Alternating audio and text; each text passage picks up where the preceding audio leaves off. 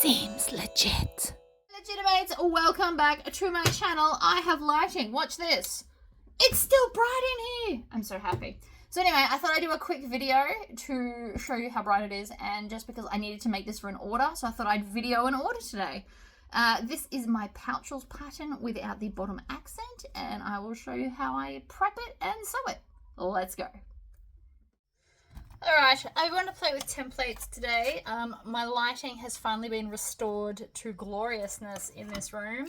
I do have an overhead light here, but behind me is no longer dark and creepy, which makes me really happy. So I need to make something for my friend, and one of you lovely people have sent me this horse fabric, and she is a horse nut. So I actually want to use it for her. So it literally come in these pieces, which works out perfectly for what I want to do it with. So I will be using the pouchels templates. In Australia, you can get them from Brimax Solutions, and in America, well, worldwide really, but in America, you can also get it from April May Shine. So the reason we use templates over paper is because now I can center the big star horse right in the middle. I'm pretty sure he's the one I want. Or I can move it to the side so I get half of Sadie as well. But I think I want it right in the middle, so it's really good for fussy cutting. Actually, I want it up a bit higher because there's usually a band at the bottom here. So that's where I'm going to cut. And I always slightly overcut to make sure that basically that I don't undercut. And then I pull away the fabric while still holding this. If you missed a corner or something, it can pull. So I like to keep my hand on this as I pull the outside away. But that's one. We're going to use this as the bottom. It's already got some interfacing on it, which works out really well for me. Here's the base. Try and get as many horse heads on as possible. So I'm going to line it up with those two sides there. And then cut down and across and then up. If you're not good with a rotary cutter, you can also draw this. It's just quicker with a rotary cutter. And then the back, I want to use a lot of it. So the front's going to be half and half, and then the back is going to be this.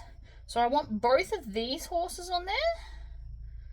So I'm going to go, this is the little vinyl accent. So this is the beauty. You can lay this on top, and by the time I do a seam and tuck it under, we should get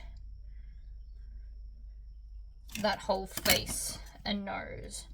So now I'm just going to go around and chop it off. It's like these pieces were made for this pattern, honestly. And then, so again, keep your hand here, pull it away. If you're going to do a wristlet strap, you could do it from this piece here. I'm not going to though. And I still need to cut all the other stuff, but I just thought I'd show you how I do this bit. It's the same for the lining. I will cut two of these and one of these. And then I want to get some vinyl to do an accent on the other half and this bottom bit.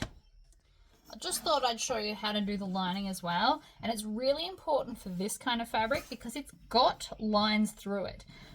So with your pattern pieces, even if the fabric's crooked, you want to line up the pattern along the actual pattern piece. So I'm going to move up a bit more so I don't waste as much fabric. But see how this top line here is a little bit crooked? I'm going to just go down to and start at the red one there and make sure that that red line is straight and then cut around it. They really are brilliant. And I understand that you may not be able to afford them for all the patterns that you love, but if there's one that you make more of than anything else, you really need templates. That way it's perfectly straight. So that's going to be my lining. I've also decided I went with this brown, but I'm not going to do that accent piece because I decided I don't want to cover up any of the horses. So then the lining, we just need one base piece and two of these. I've also got these little stickers. They're rubber to stop the slipping.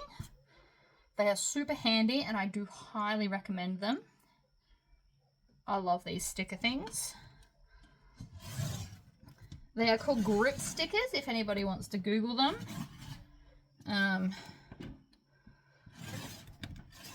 I used to sell them on my website.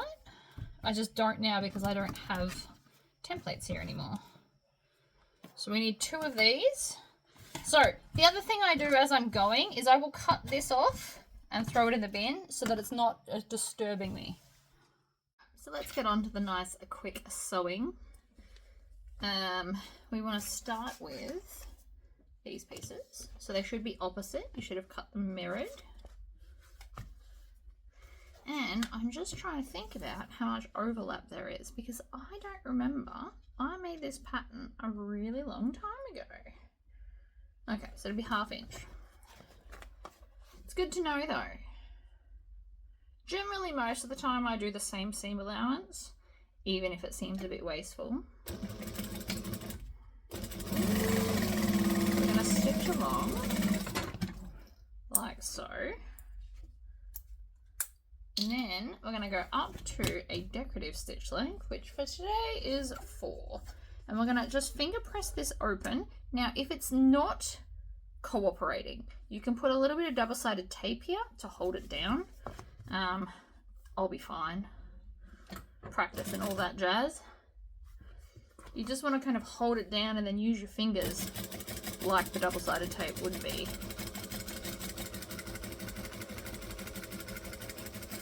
Back stitch. I've also decided not to put the accent because I just wanted to see horses, to be honest. And this is the sanitary toilet bag, so it's not really going to have much in it and it's not going to be pulled out often, but that still looks really cute and it's a really good way to use up those scraps. So we're going to take our lining piece and some zipper tape. I'm going with like a creamy color because it's in both of them. I thought that would be a nice kind of way to do that. Now, because I'm doing like a quick speedy sew, we're just going to lay all the layers down together like so. And then 1/4 inch seam allowance with a 2.5 stitch length. I assume that's millimeters, but whatever it is, that's what we're picking. And then we're just going to stitch end to end. Back stitch, probably not that many, that was a few too many, but it's because I was going so fast and not paying enough attention. And then we're just going to chop off the zipper tape. Now I'm going to go back up to my 4 stitch length and top stitch the outer side to the seam allowance. We're going to fold that down towards the outer piece and then top stitch it down. Now this is an important step not to skip because it will help the zipper open and close easier. If you skip this step, then sometimes this can get caught up in your zip, and if you gift it to someone who's going to use it and just like zip it open really fast, you can damage your zipper.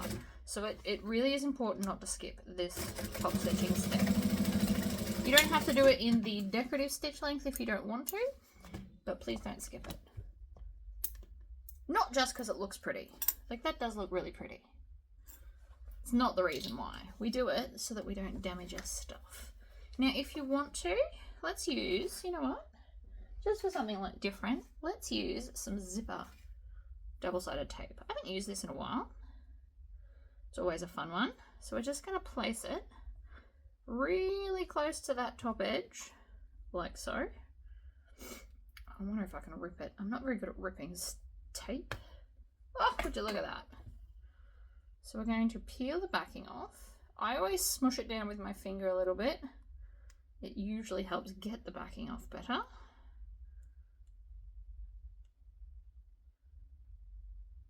There we go. Like so. And then we're going to grab the zipper, line it up at one end, hold it down, and then we can just work our way across. So that's stuck on. You can then grab a second piece. If you don't like using clips, or if you don't have clips, or you don't think clips are your jam, that is totally okay. Like that. And clip. And then we're going to grab our other piece and put it right sides down because we're making a zipper sandwich. Now, it might have actually even been clever to stick the outside on first because it's stiffer, because I did not put any interfacing on my lining. It is just a cotton woven. Nothing terribly exciting about it. My sewing machine also sounds weird. I don't know why. I really hope it's not broken. I just got all my lighting done. Alright, so now I'm going to top stitch 1/8 of an inch and just folding this bit down as I go. This side should be a little bit easier because there's no join.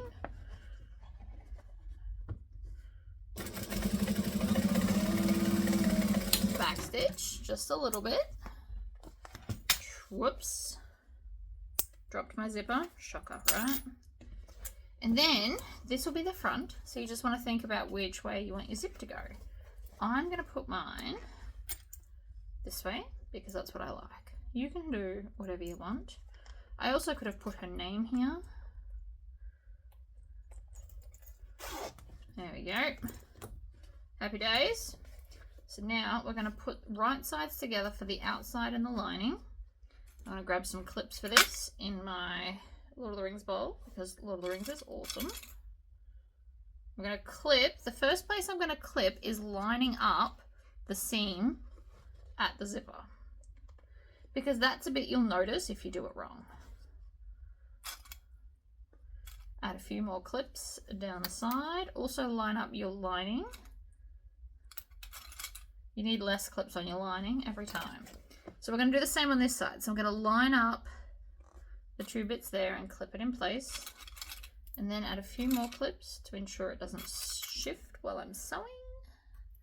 Clip at the end.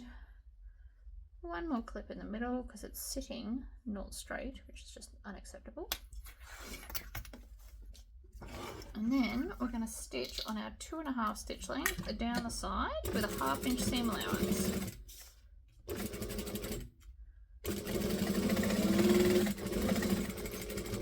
Then when we get to here, we're going to pivot and go the other way.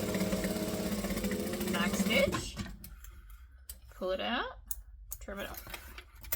Put your clips in the bowl so that they're out of your way. It also looks like I've cut 2 exterior bases, so I can pick which one I want. That was not intentional, I just wasn't paying enough attention apparently.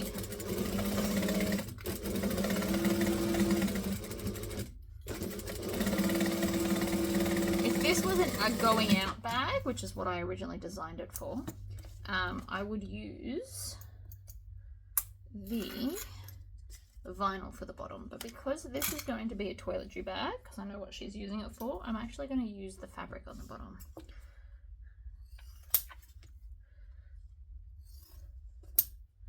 So it goes from like high-end classy to way more casual. I'm also going to find the center of here. And then we're going to find the center of this. So this side's already got the center, but this back piece, because I made it as a solid lining size, I need to find the center there.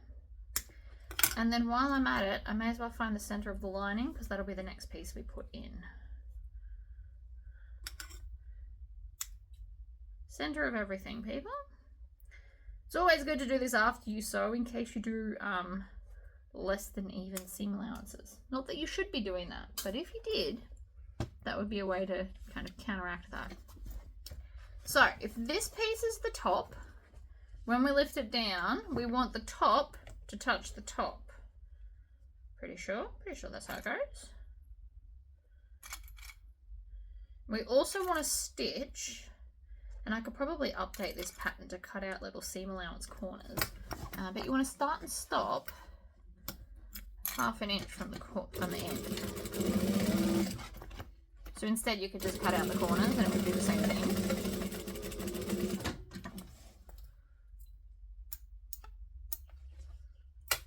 Alright, and then we're going to do the opposite side. So again, line them up. This is a great quick gift, honestly. You can personalize these so well. I love these little pouches. That's why we did a swap with them. They're so useful. Everybody needs a zippered pouch. especially if you travel, you can put anything from toiletries, if you use a waterproof lining, to the cords that you need to charge all your crap you take with you, medications. Weld your oyster a little bit. Zippered pouches are awesome. So now I'm just going to cut. The end of them's blunt. So we're going to cut with these ones. We're just going to do up to the stitching. Now you probably don't have to do this if you've cornered out, like done little corners on the piece. And then I'm just going to squish it down, line it up and stitch across. Make sure that it's all nice and even, of course. Get to the corner, back stitch, pull it out, trim it down. You can of course put clips under this if that's what you need to do. No judgment here. I used to need clips for literally everything. I wouldn't sew a single thing without a clip when I first learned to sew, for fear that it would shift and I would wreck everything. My life would be over. Turns out it's really not that dramatic. I was being dramatic.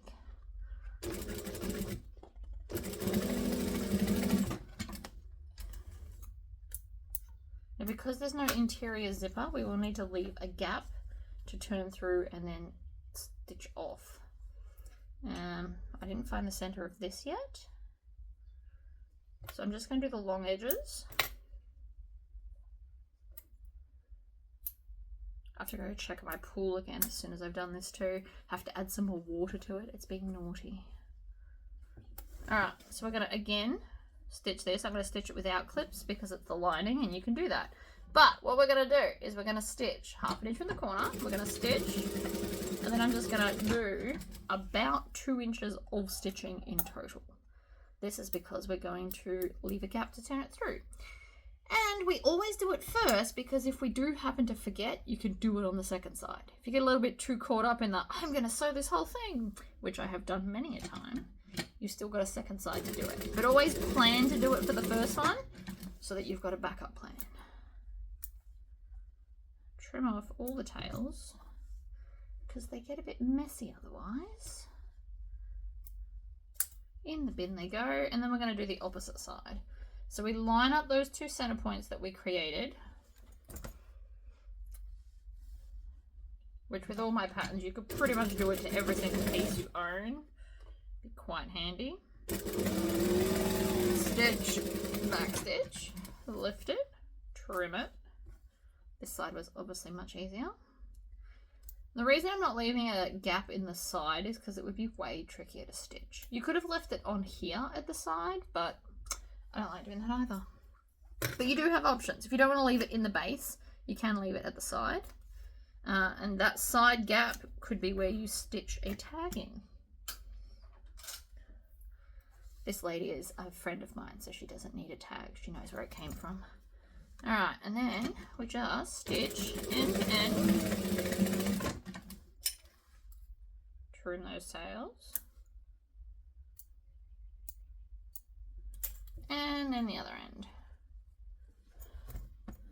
Now you could make this with binding, so you didn't have to do it this way. That's how they quite often do it in Kmart products, actually. But this is neater, more professional looking. So we're going to go through this hole here. I deliberately did not open my zipper because a lot of you freak out about the zipper. So as you can see, it's not open. What you can do is put your finger in front of it and just push your finger in, and then you can stretch the zip out that way. I like to use my thumbs to kind of push everything through the gap. I'm not too worried about scrunching it up. That's what irons are for. And then we're just going to pop it all out. You can even put your hand in. I find it quite easy, like quite handy to put your hand in after you've done all this bit so that I can push out the base like that.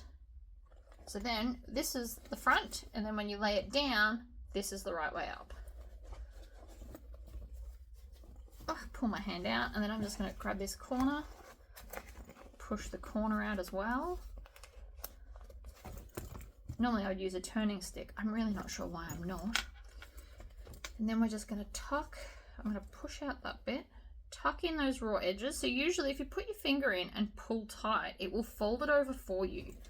Very little effort is needed after that point. And then as close to the edge as you can get, we're going to stitch it shut. So this is not like an 1/8 of an inch. This is as close to the edge as you can manage. Stitch the bag shut. Trim off those bits as well. Tuck it in, and that is just a super quick, super cute little bag. Zips up. So see how at the front here it's looking a bit wonky? That's because you need to roll it in your fingers and then violently shake it. And I say violently because the idea is that we're putting a crease into that interfacing and vinyl so that it sits flatter. See? Happy days. It needs an iron, but it is all done. Nice and quick, and I've got my lighting back. So happy. Alright guys, I will see you in the next video, and thank you for tuning in. Bye!